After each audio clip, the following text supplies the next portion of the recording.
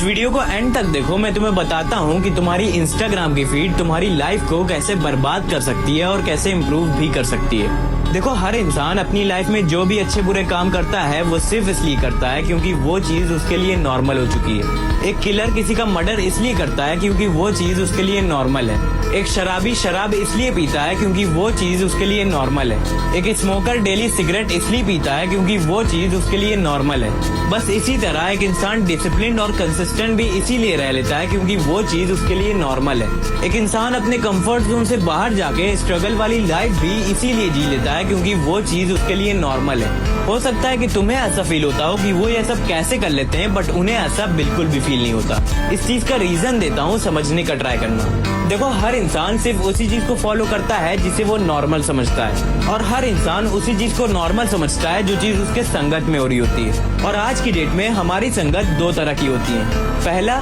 तुम्हारे दोस्तों का सर्कल, तुम जिनसे मिलते जुलते हो उनका सर्कल और तुम्हारा फैमिली सर्कल। और दूसरा, तुम्हारा फोन।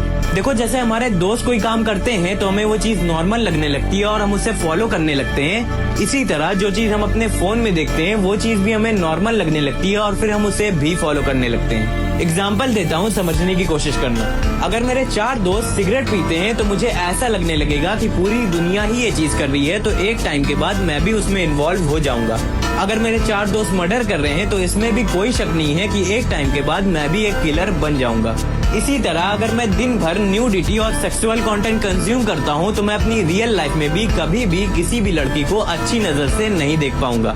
अगर मैं दिन भर क्राइम सीन, एक्सीडेंट या मर्डर जैसी वीडियोस देखता हूँ तो मैं रियल लाइफ के छोटे मोटे लफड़े को भी एक क्राइम के पर्सपेक्टिव से ही देखूंगा। मतलब मैं जो भी चीज कंज्यूम करूंगा या जो भी चीज मेरी आंखों के सामने कंटिन्यूअसली आती रहेगी वो चीज मेरे लिए नॉर्मल हो जाएगी और मैं उसे बहुत ही आसानी से फॉलो करने लगूंगा।